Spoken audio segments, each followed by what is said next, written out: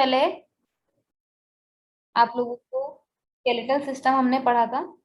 और skeletal system में हमने देखा था कि जॉइंट्स क्या हैं, बोन्स क्या हैं, किस तरह से बोन्स काम करती हैं।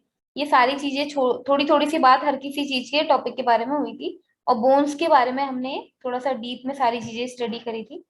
पहले मैं आप लोगों को स्क्रीन शेयर कर देती हूँ। After that we will discuss more. सभी लोगों को विजिबल है स्क्रीन?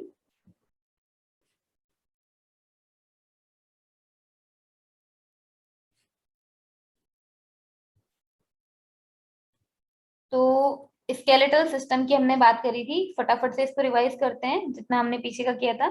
थोड़ा सा पॉइंट इसमें बचा है, आज इस टॉपिक को कंप्लीट करेंगे। बोन्स, जॉइंट्स, कार्टिलेज और लिगामेंट्स, इन चार चीजों से मिलकर आपका स्केलेटल सिस्टम बना हुआ होता है, जिसमें बोन के कुछ कंपोनेंट्स थे। और मेन कंपोनेंट्स इसमें क्या क्या थे? जैसे आर्टिकुलर कार्टिलेज था, स्पंजी बोन है, कॉम्पैक्ट बोन है।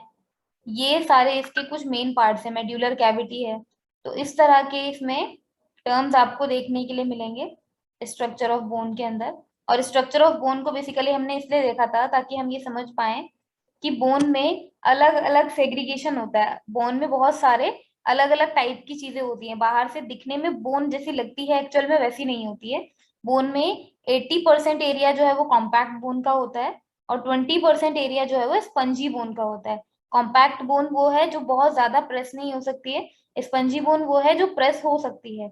इस कॉम्पैक्ट बोन के अंदर ही बीच में स्पेसेस बने हुए होते हैं, जहां पर आपका ब्लड सेल्स की फॉर्मेशन होती है। जो बोन मैरो होता है बॉडी का, वो भी इन कॉम्पैक्ट बोन वाले पोर्शन में ही जनरेट होता है। टाइप ऑफ बोन्स की हमने बात करी थी। तो इसमें 6 टाइप के आपके 5 टाइप के आपकी बोन्स आई थी। कौन कौन सी थी? याद करेंगे करके सभी लोग। फ्लैट बोन्स थी, कहाँ कहाँ पर थी? स्कल वाले पोर्शन में थी, स्टर्नम थी। शॉर्ट बोन्स है, कहाँ कहाँ पर थी?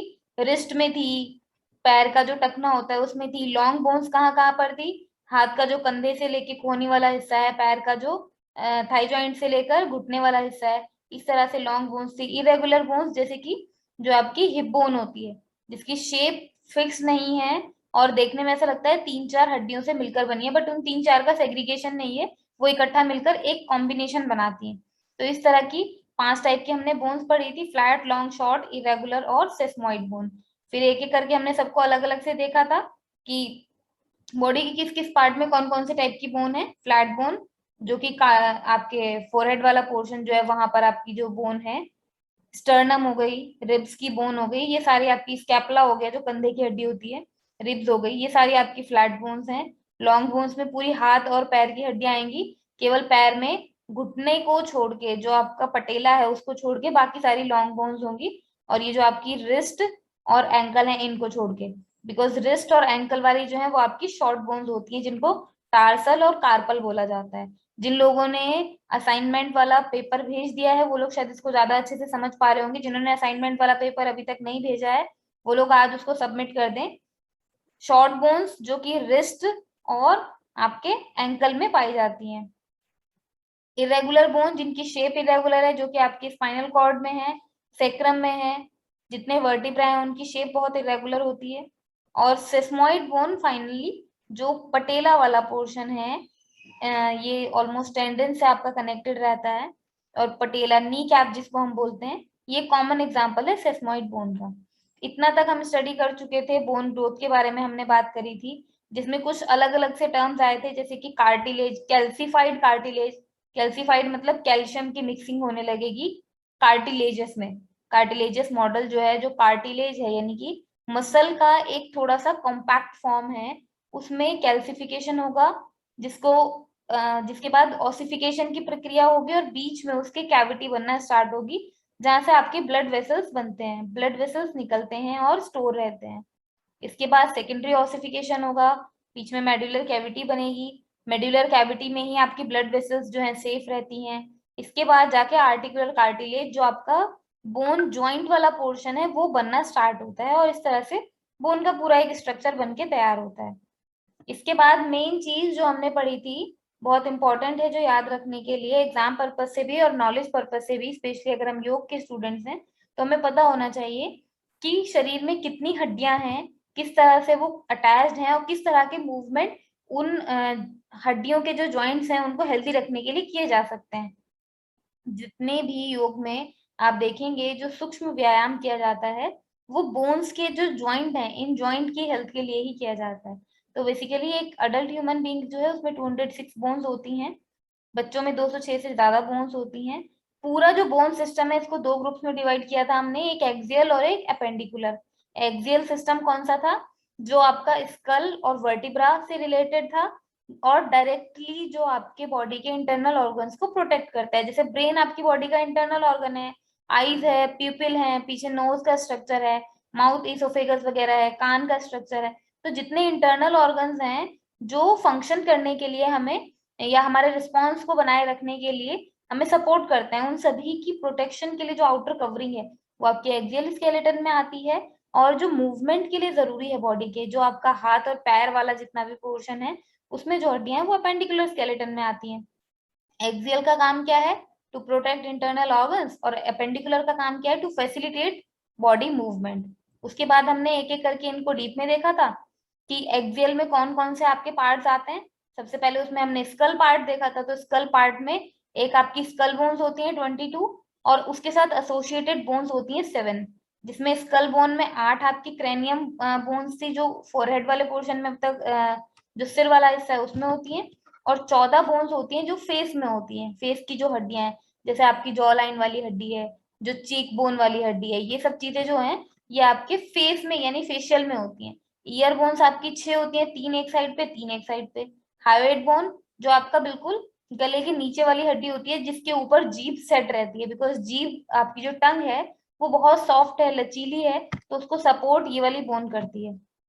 इस तरह से टोटल आपकी जो स्कल में बोन्स है, स्कल या एसोसिएटेड बोन्स, वो 29 है।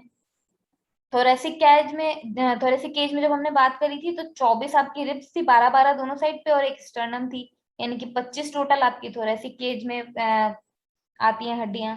उसके बाद वर्टिब्रल कॉलम में बात करी थी तो उसमें टोटल 26 हड्डियां होती हैं, जिसमें कि आपके 24 वर्टिब्रा थे, 7 सर्वाइकल, 12 थोरेसिक, 5 लंबर, इसको सही करवाया था मैंने प्रेजेंटेशन में, ये 5 है।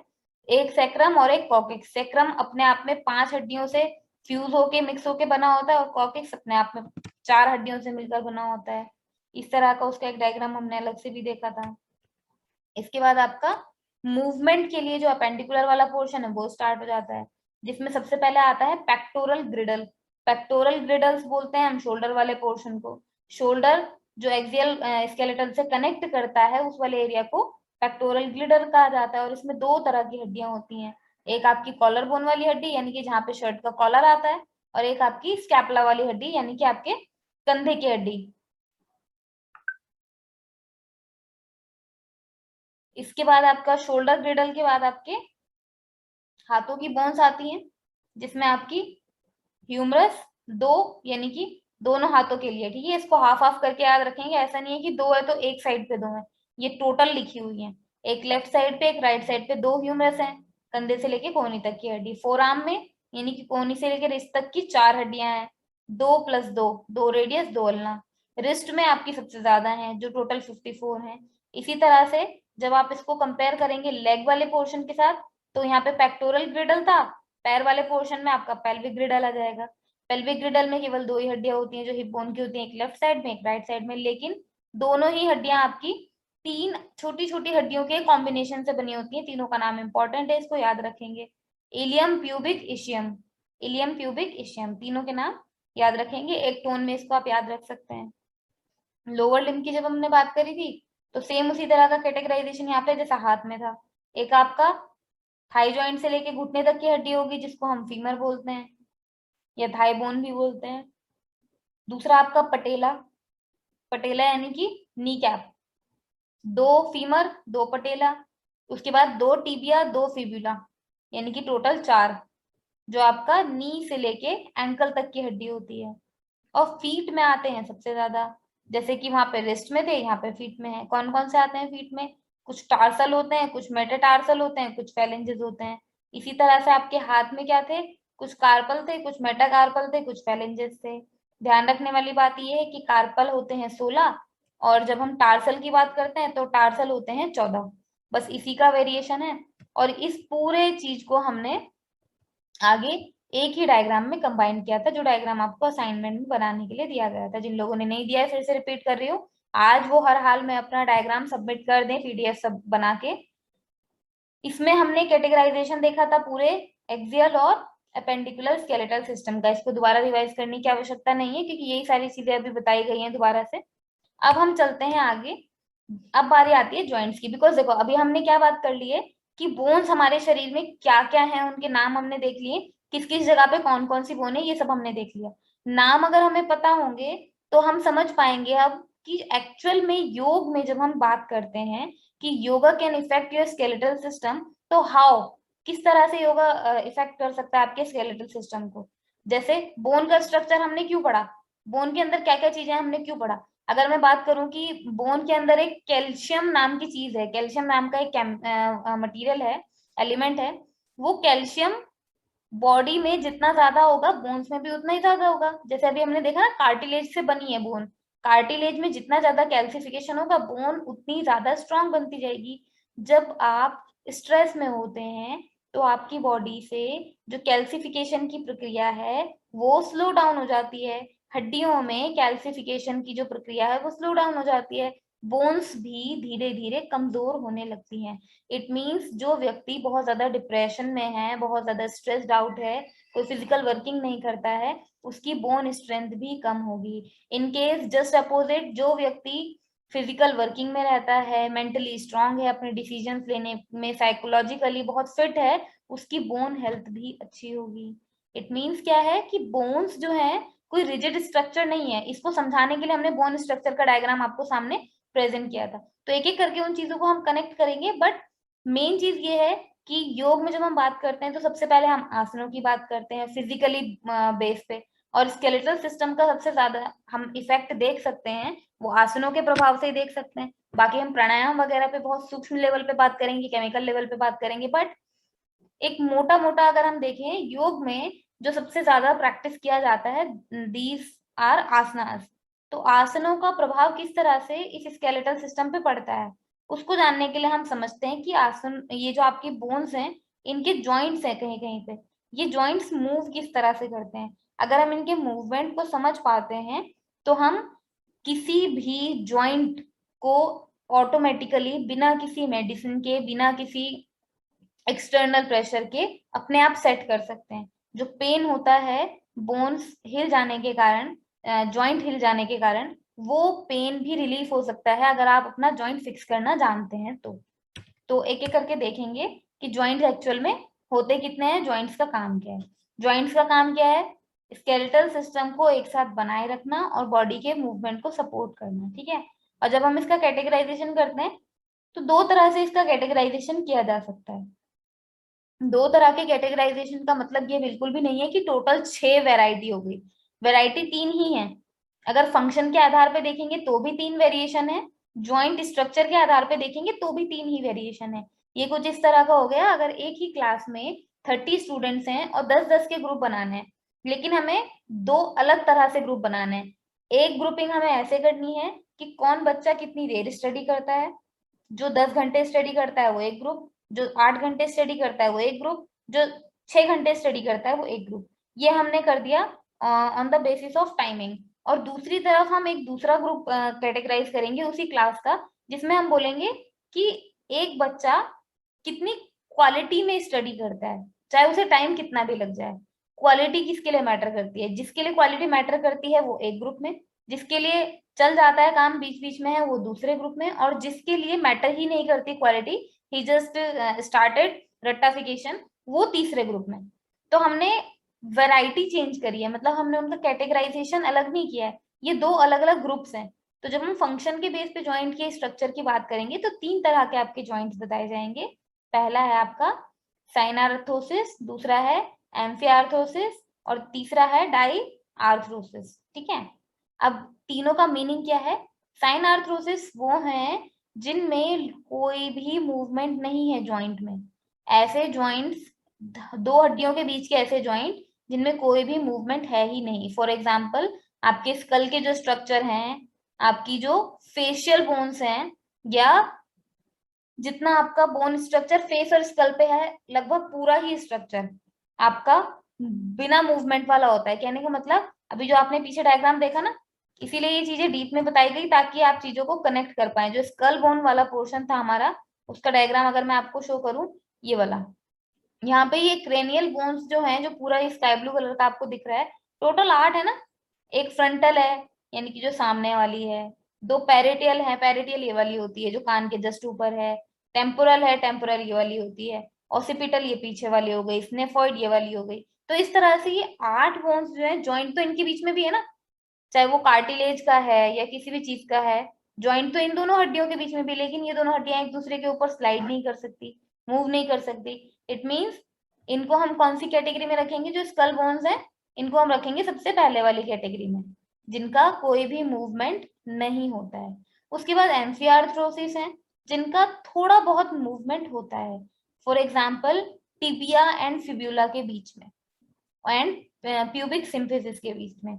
जो टिबिया एंड फिबुला है, कहाँ पे होती है ये? आपके लेग में, घुटने से नीचे वाली जो काफ मसल्स है उसके अंदर जो दो हड्डियां हैं। सेम वैसे ही जो आपकी रेडियस और अल्ना है, कोहनी से लेके ये रिस्ट तक की जो दो हड्डियां हैं। अगर सभी लोग जो भी इस लेक्चर को सुन रहे हैं, अपना हाथ सीधा करें, और सीधा करने के बाद अपने पाम को ऊपर की तरफ टर्न करें बिना अपनी कोहनी को हिलाए, तो आप देख पाएंगे कि रेडियस और अल्ना जो है वो थोड़ा सा ट्विस्ट कर पाती हैं। उनका मूवमेंट फिक्स है, मतलब कि वो कुछ एंगल पे एक दूसरे से रोटेट कर सकती हैं, उससे ज्यादा रोटेशन उनका संभव नहीं है। तो इस तरह के जो जॉइंट्स है उनको एम्फियार्थ्रोसिस कहा जाता है।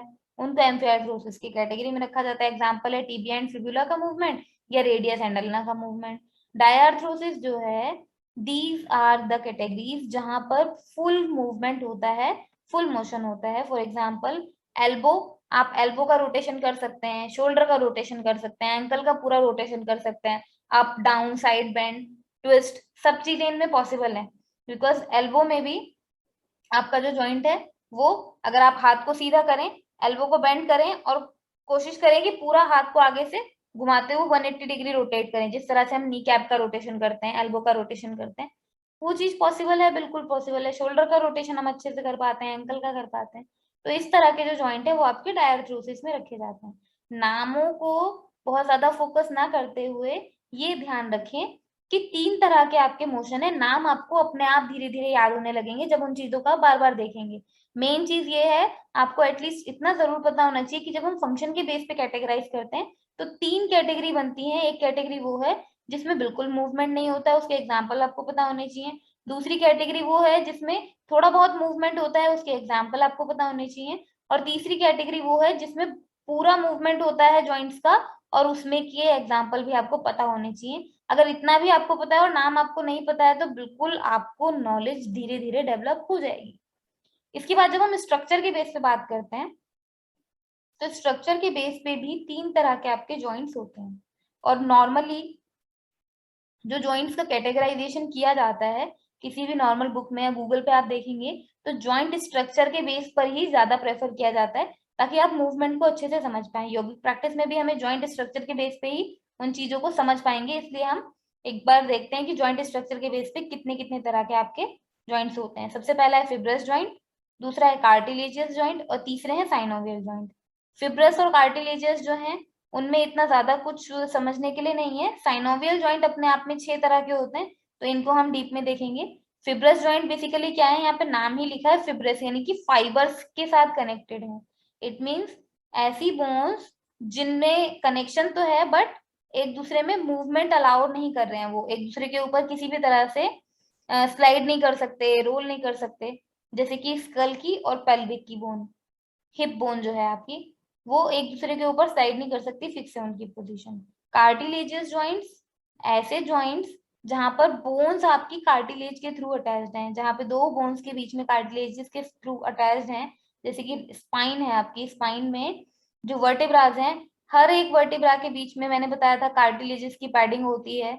जैसे हम कंटिन्यू एक ही पोजीशन में झुक के बैठे रहते हैं, तो वो पैडिंग जो है एक साइड से खराब होने लगती है, जिसकी वजह से बैक में पेन आने लगता है। रिब्स जो हैं उनके बीच में भी कार्टिलेजियस जॉइंट्स होते हैं, जिसकी वजह से ट्रू रिब्स आपकी स्टर्नम के साथ कनेक्टेड होती हैं, और फॉल्स रिब जो है वो ट्रू रिब्स के साथ कनेक्टेड होती हैं। साइनोवियल जॉइंट की जब हम बात करते हैं तो साइनोवियल जॉइंट्स ऐसे जॉइंट्स हैं जो बहुत ज्यादा मूवमेंट करते हैं, सबसे ज्यादा मूवमेंट वाले आपके साइनोवियल जॉइंट्स ही होते हैं। नाम क्या क्या है? Gliding, hinge, pivot, condyloid, saddle, ball and socket. एक एक करके इनको देखते हैं कि क्या है। फिलहाल इसका अगर आप डायग्राम देखें तो ये कुछ इस तरह के हैं। अगर इनसे किसी को समझ में आता है तो बहुत अच्छी बात है, नहीं समझ में आता है तो अभी एक एनिमेशन आपको सामने दिखाई जाएगी, उससे आपको बिल्कुल समझ में आ जाएगा। देखो, बॉल एंड सॉकेट बहुत इजी सा नाम है। ये बॉल जैसा स्ट्रक्चर है, पीछे एक सॉकेट में ये फंसा हुआ है। तो कितना रोटेशन इसका है? अगर मैं इधर से इसको ग्रिप करके घुमाऊं तो कितना रोटेशन पॉसिबल है? ये पूरा इतना घूम सकता है ना जितना सर्कल के अंदर ये डायग्राम दिखाया हुआ है। पाइवेट जो है ये केवल ग्लाइड कर सकता है, सॉरी स्लाइड कर सकता है, ग्लाइडिंग वाला आगे पीछे इस पे स्लाइड कर सकता है। हिंज जैसे कि एक लैपटॉप होता है, लैपटॉप का जो ये वाला जॉइंट है ना, ये कैसे काम करता है? फ्लेक्शन और एक्सटेंशन ओनली। सेडल जो है वो ऊपर नीचे जा सकता है, ट्विस्ट नहीं कर सकता है। कॉन्क्वाइडल जो है वो पूरा ट्विस्टिंग कर सकता है। तो इस तरह के आपके साइनोवियल जॉइंट्स हैं, कार्टिलेजेस जॉइंट्स हैं, फिब्रस जॉइंट्स हैं, और रेंज ऑफ मोशन के आधार पे आपके 3 तरह के जॉइंट्स हैं। अभी सामने आप लोगों को एक वीडियो प्रेजेंट करती हूँ मैं। इस वीडियो के थ्रू आप लोग एनिमेशन को देखते रहेंगे और समझते रहेंगे कि किस किस तरह का आपका जॉइंट्स जो है वो फंक्शन करते हैं।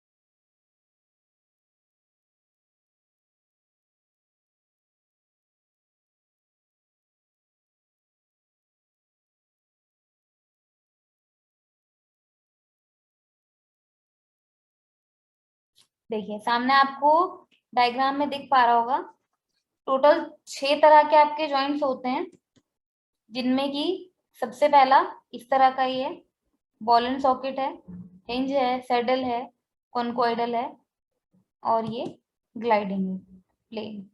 इन सभी के डायग्राम को अगर देख के आप महसूस कर पाए तो समझ पाएंगे कि किस तरह से ये काम करते होंगे। बॉल एंड सॉकेट देखो, ये बॉल जो है इसमें नीचे एक कटोरे जैसा स्ट्रक्चर है ना, इसमें फंसी हुई है। तो ये यहाँ से हम इसको नीचे खींच सकते हैं, और नीचे खींच के पूरा हम इसको रोटेट कर सकते हैं। ठीक है, एक एक करके एग्जाम्पल के साथ देखते हैं। जैसे सबसे पहला है आपका हिंज जॉइंट। हिंज जॉइंट किस तरह से काम करता है और हिंज जॉइंट की वर्किंग किस तरह की होती है, इस एनिमेशन को ध्यान से देखेंगे। हिंज जॉइंट सबसे सिंपल जॉइंट्स में से आता है। ये देखो, ये मूवमेंट देख रहे हो, मूवमेंट अलोंग द एक्सिस। केवल अपनी एक्सिस के अलोंग वो मूव कर सकता है, एक एक्सिस में। इस तरह का जॉइंट किसका होता है? अपनी बॉडी में हमने इतने सारे जो जॉइंट्स देखे हैं, इस तरह का मूवमेंट कहाँ होता है? एल्बो का। अगर आप देखें आपका एल्बो का जो रोटेशन है, सपोज कीजिए ये आपका रेडियस, और आगे वाला जो है रेडियस अल्ना है, और पीछे वाला जो है ये आपका ये कोहनी से लेके जो कंधे तक की हड्डी है वो वाली है। इनका जॉइंट कुछ इस तरह का है। तो एल्बो को आप बेंड कर सकते हैं, ऊपर कंधे तक ला सकते हैं, और एल्बो को आप एक्सटेंड कर सकते हैं। यही तो मूवमेंट होता है ना। सेम ऐसे ही आपका घुटने का मूवमेंट होता है, लेकिन ये ऐसे मूव नहीं कर सकता और ना ही ट्विस्ट कर सकते हैं। तो ये आपका जो जॉइंट है कहाँ कहाँ पे पाया जाएगा बॉडी में? जैसे एल्बो में केवल ये रोटेशन कर सकता है, क्योंकि एक जगह पे। फ्लेक्शन जो कि इस तरह से है, बेंडिंग, और एक्सटेंशन यानी कि जो ओपन करने वाली चीज है। ठीक है, तो सबसे पहला आपका जो जॉइंट है। इसके बाद दूसरा, इस जॉइंट का आप ये वाला डायग्राम देख सकते हैं, ये प्रॉपर दिखाया गया है। ऊपर की जो बोन है जो कोहनी तक आती है, और ये यहाँ पे जो जॉइंट है, इस जॉइंट को अगर आप मूवमेंट देखेंगे तो मूवमेंट किस तरह से इसका पॉसिबल हो पाएगा? ये फ्लेक्शन और एक्सटेंशन दोनों चीजें इसमें पॉसिबल हैं, और ये आपकी हाथ के कोहनी में और पैर के घुटने में होती है।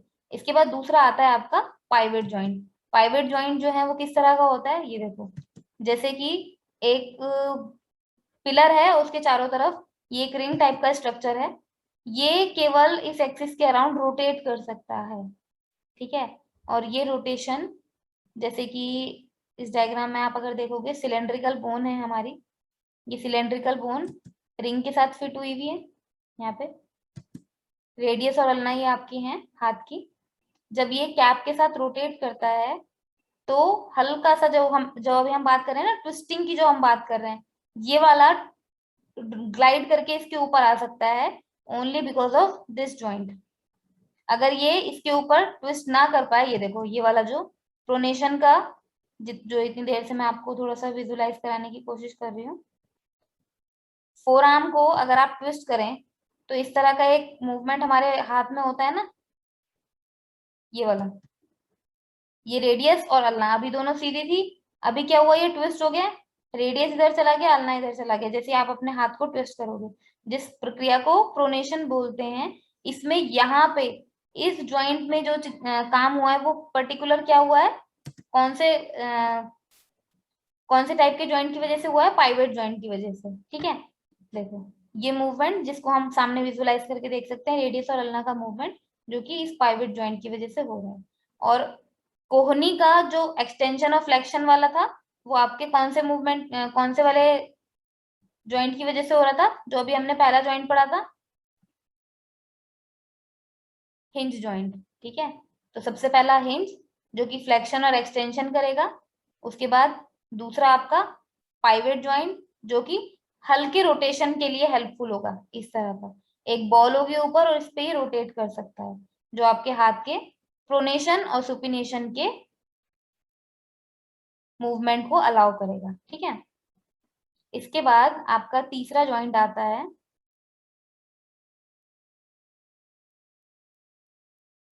बॉल एंड सॉकेट जॉइंट, ठीक है। बॉल एंड सॉकेट जॉइंट को जब हम देखते हैं तो ये सिंपल सा दिख ही रहा है, बॉल जो है वो एक सॉकेट में फंसी हुई है।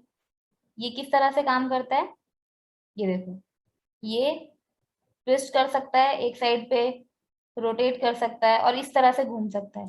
ये चीज समझने की है जिससे हम इसको कनेक्ट कर सकते हैं कि बॉडी में कहाँ पे ये जॉइंट पाया जाता होगा, कौन सा जॉइंट है ये, बॉल एंड सॉकेट। ये इस तरह से अगर आप ध्यान से देखें तो ये आपका शोल्डर जैसा मूवमेंट नहीं लग रहा है, जैसे हम शोल्डर को रोटेट करते हैं सूक्ष्म व्यायाम के समय पर, उसी तरह का इसका मूवमेंट प्रॉपर होता है। तो आपका जो बॉल एंड सॉकेट जॉइंट है ये कंधे में आपका पाया जाता है या फिर हिप्स में पाया जाता है, क्योंकि ये पूरा इस तरह से गोल गोल रोटेट कर सकता है, ये देखो कंधा उतरने वाली कंडीशन ये सामने दिखाई है। इसके बाद आपका इलिप्सॉइड जॉइंट आता है। इलिप्सॉइड जो है ये होता लगभग बॉल एंड सॉकेट के जैसे ही है, लेकिन ये और ज्यादा फ्लेक्स मतलब मूवमेंट कर सकता है, किस डायरेक्शन में, किसी एक एक्सिस के अलोंग। बिकॉज अगर ये इलिप्स है, अगर ये सर्कुलर होता पूरा तो ये पूरा मूव कर सकता था, ये आगे जा सकता है, पीछे जा सकता है, ग्लाइड कर सकता है, ठीक है। लेकिन मूवमेंट जो है इसका एंगल थोड़ा सा कम हो जाएगा comparative to ball and socket. Ball and socket में ये मूवमेंट लगभग लगभग यहाँ तक पॉसिबल था, जबकि इस वाले में थोड़ा सा कम एंगल तक ये पॉसिबल रहता है, ठीक है। इसके बाद आपका नेक्स्ट आता है